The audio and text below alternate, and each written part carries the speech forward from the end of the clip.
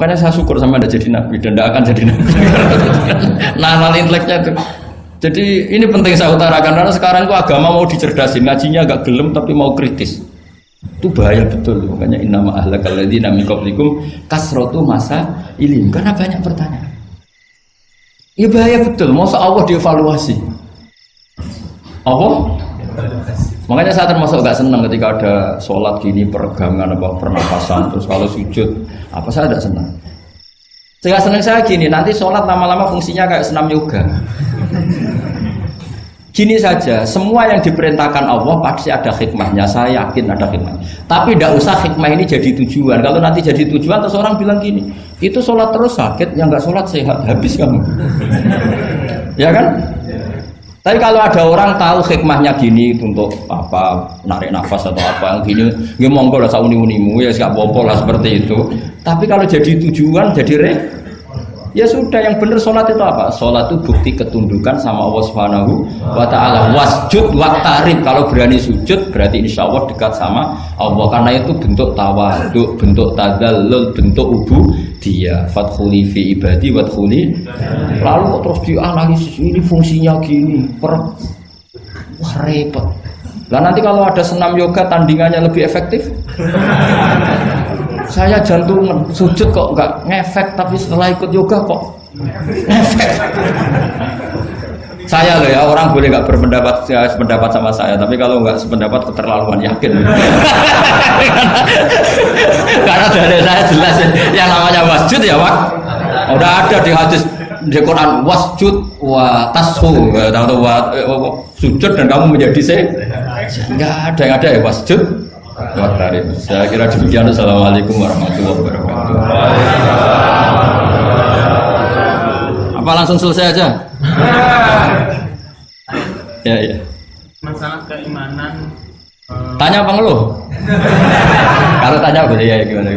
Masalah keimanan tentang qada dan qadar. Oh iya. Kalau qada dan qadar itu kita sudah ditentukan oleh Allah, kenapa masih dimintai pertanggungjawaban? Nanti kan. Oh iya. Betul. Ya seperti mukadimah saya tadi ya. Jadi ngaji itu harus kafah. Kafah itu artinya komplit. Jadi Nabi dalam banyak hal yang momennya tepat ya menganalisis dengan qada qadar, tapi dalam banyak hal juga melarang orang membicarakan qada qadar. Jadi misalnya gini, kamu kadung ditakdir pernah punya dosa dan kamu ingin tobat, maka dosa yang masa lalu anggap saja qada qadar, terus keinginan tobat itu anggap aturan syariat. Jangan lalu setelah qada qadar kamu tidak berkeinginan tobat.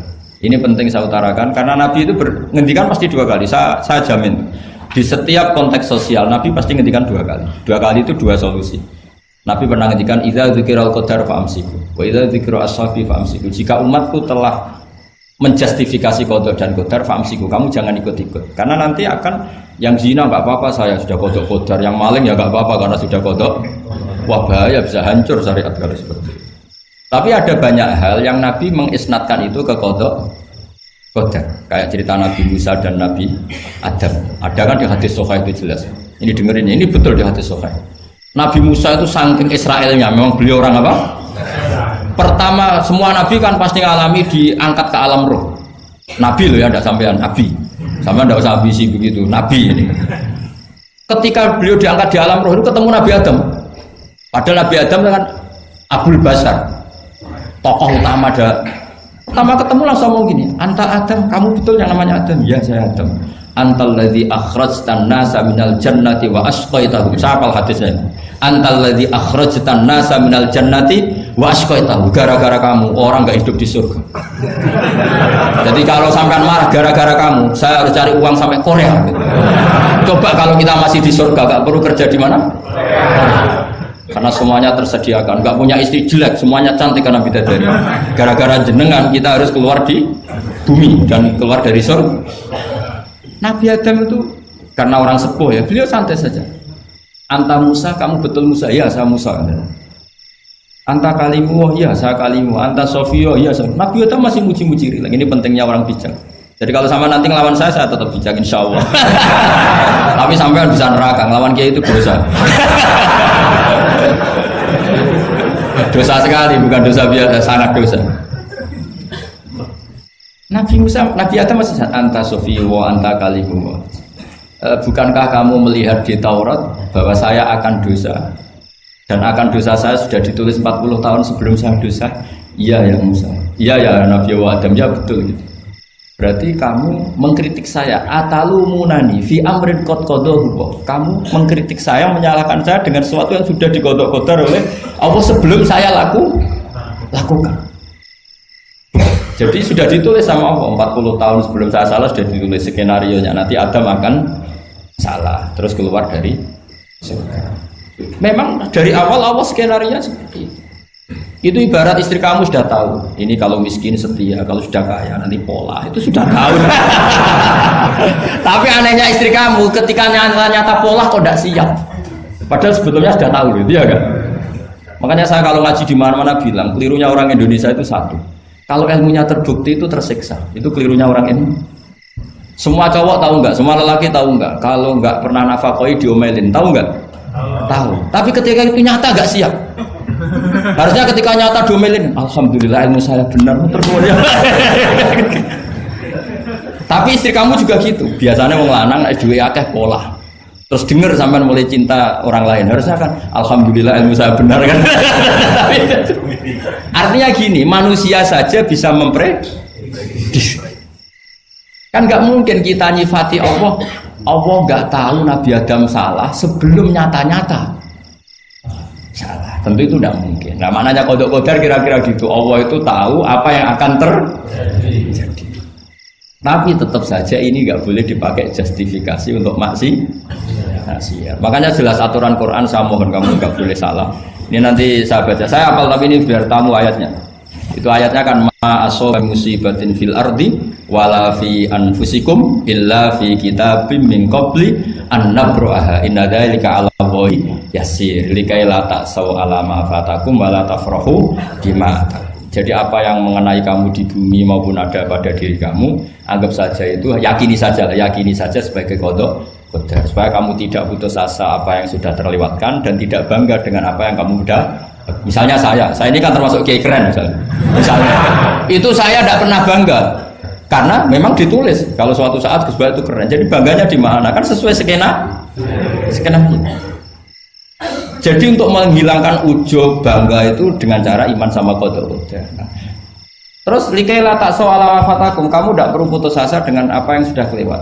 Misalnya masa lalu kamu ya tadi diusir istri, suami, macam-macam lah, utangnya banyak, wes sudah bangkit saja, sudah takdir.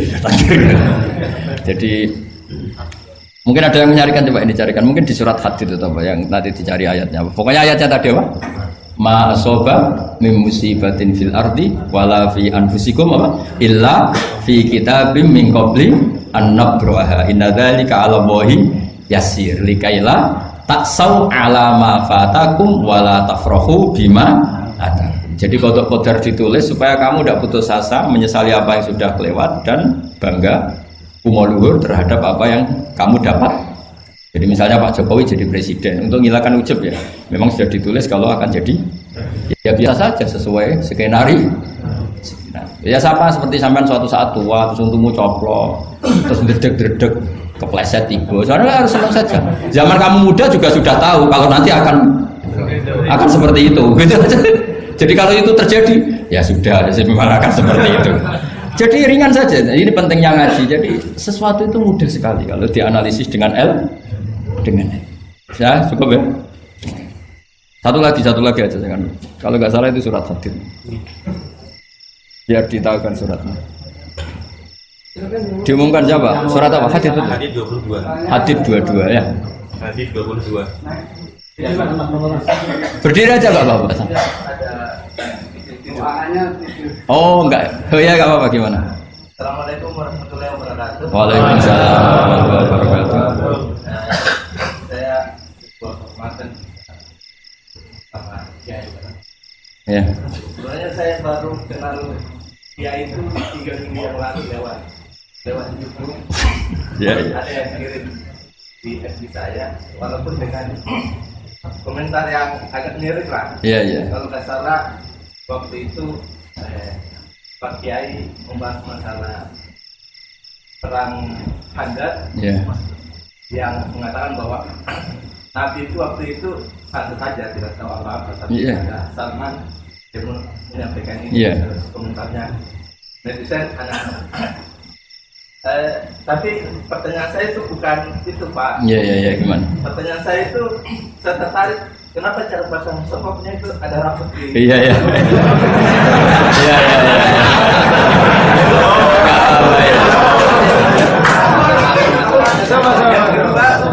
Yang kedua, sebenarnya hal umum. Saya bukan ahli Al-Quran, tapi ada ayat yang mengatakan bahwa sampaikanlah dari aku meskipun satu ayat itu walaupun itu cuma satu ayat dari aku balighu anni walau ayat. Yang itu menurut saya menjadi dengan dunia medsos saat ini, orang yang betul-betul mungkin bukan cuma sekedar satu ayat, cuma satu kata, itu di broadcast yang mungkin memacu perdebatan. Makanya ini begini, namanya siapa? Sulaiman. Begini aja, ini saya jawab. Tapi ini ringan, sama relax saja, santai. Jadi memang tradisi ulama sama masyarakat itu beda. Jadi kalau Nabi dikatakan tidak tahu dalam konteks tertentu itu malah madh. Madh itu memuji. Karena tadi syaratnya Nabi harus ummi. Ummi itu kan keibu-ibuan. Jadi kalau Nabi tahu itu nanti seakan-akan dia itu dikawal oleh ilmunya. Padahal Nabi itu dikawal oleh nubuah. Ini bedanya Nabi sama ndak. Jadi Nabi di Quran itu biasa ada kata makun tatadri mal kitabu walal iman. Terjemahnya kan kamu tidak tahu. Kanjeng Nabi biasa didhawuhi Allah makun tatadri mal kitabu walal iman. Kamu itu tidak tahu apa itu kitab. Tapi itu sifat madh. Sifat apa? Madh. Madh itu memuji. Kenapa itu jadi pujian? Karena Nabi kalau sudah tahu urusan sesuatu nanti jadi ilmu tandingan menandingi wahyu. Lah mungkin netizen nyuwun sewu bukannya ngeritik, bukannya apa. Mungkin nggak paham tradisi ulama itu. Jadi kalau ulama bilang Nabi itu tidak tahu itu bukan sifat dzam tapi sifat madh, memuji. Di Quran banyak kalimat makun tatadri mal kitabu walal iman. Makanya Nabi ketika disuruh baca Iqra ya Muhammad, jawabannya gimana? Saya tidak bisa baca. Tapi bukan sifat buruk, justru bagus. Kalau Nabi bisa baca, ilmunya nanti dikira beliau belajar dari buku-buku dan itu dia jadi Nabi. Wah itu memang bacanya banyak. Clear ya ini ya, supaya nggak salah paham. Jadi dikatakan tidak tahu kalau Nabi itu bagus, madh. Nggak bisa baca juga madh, sifat pujian. Kalau kamu udah bisa baca buruk sekali. Itu jelas. Ya kan, tahu semua kan ketika Nabi disuruh baca bilang apa? Saya tidak bisa baca, tapi itu bagus. Karena semuanya biar karena wah. Ya, soal gaya peci saya ini Islam khas ya, khas ini. Nah, yang ini yang penting, yang pertanyaan sampean terakhir balighu anni walau aja. Memang ini semenjak dunia medsos memang dengan tanda kutip agak kecelakaan, mengutip kutipan tokoh atau apa hanya sepotong-potong itu bahaya. Bahayanya begini, itu bukan hanya karena yang ngendikan tokoh. Meskipun Quran kalau wakafnya salah itu ya bahaya. Coba misalnya begini, ada orang wakaf di depan orang yang paham bahasa Arab. Inna woha la yastahi, terus wakaf ya Pak. Terjemahnya gimana? Allah tidak punya rasa malu. Sehingga di ilmu Quran itu diaturkan ada wakaf yang haram, yaitu wakaf yang rusak makna. Harus diteruskan inna woha la yastahi ayyadriba masalam ma ba'u. Allah tidak malu bikin perumpamaan sekecil apapun makhluk itu. Misalnya buat perumpamaan dengan nyamuk. Coba kalau bacanya satu ayat terpotong. Inna woha la yastahi, Allah tidak malu. Bayangkan didengar orang yang paham bahasa Arab. Jadi problem kita adalah kadang ngutip ya gitu. Jadi apa ya tadi belum mendengarin kompletnya ngaji. Jadi kalau ada ulama bilang Nabi tidak tahu itu sebenarnya madh itu ngelem karena memang begitu. Makanya Allah bilang apa? Makun tatadri mal kitabu walal iman. Muhammad kamu tidak tahu apa yang maknanya kitab, maknanya iman. Tapi nggak tahu ini untuk Nabi kelebihan karena kalau Nabi tahu dulu berarti ilmunya sebagian diserap dari Taurat dan Injil, dari yang macam-macam. Makanya dulu orang kafir kalau ngeritik Nabi kan walaqad na'lamu annahu yaquluna innama yu'allimuhu basar. Muhammad pinter macam pernah belajar. Terus Allah menjawab, Muhammad itu nggak pernah belajar, bahkan baca saja tidak. Jadi kalau Nabi dikatakan nggak bisa baca, nggak tahu itu madhab. Saya ulang lagi, untuk Nabi itu madhab. Sehingga semua yang dilakukan Nabi, in huwa illa wahyu yuha, semua hanya berdasar wahyu. Ini bedanya Nabi dengan selain Nabi. Makanya Nabi itu nggak pernah baca, nggak boleh memang. Karena tadi pasti ini jadi ilmu tandingan. Itu bahaya kalau untuk Nabi, supaya semuanya orisinal dari Allah. Nabi itu sama Allah dikosongkan, semuanya kosong. Semuanya dari ilmu yang diwahyukan oleh Allah Subhanahu wa Ta'ala, jelasnya. Jadi baliwani walau ayat itu saya mohon, maksudnya itu ayat itu bukan ayat satu Quran potongan, enggak. Ayat yang muhkamah, yang utuh. Tapi kalau satu potongan ya enggak boleh. Tadi misalnya dipotong apa, inna woha layak tadi kan kayak. Makanya di bab ilmu tajwid kan diterangkan wa ba'da tajwidika lil hurufi la budda mim ma'rifatil wuqufi. Setelah kamu tahu tajwid, ikhfa, izhar, idgham, kamu harus mengenal ilmu waqaf. Karena sekali salah waqaf itu fa. Ya gitu Mas Leman ya.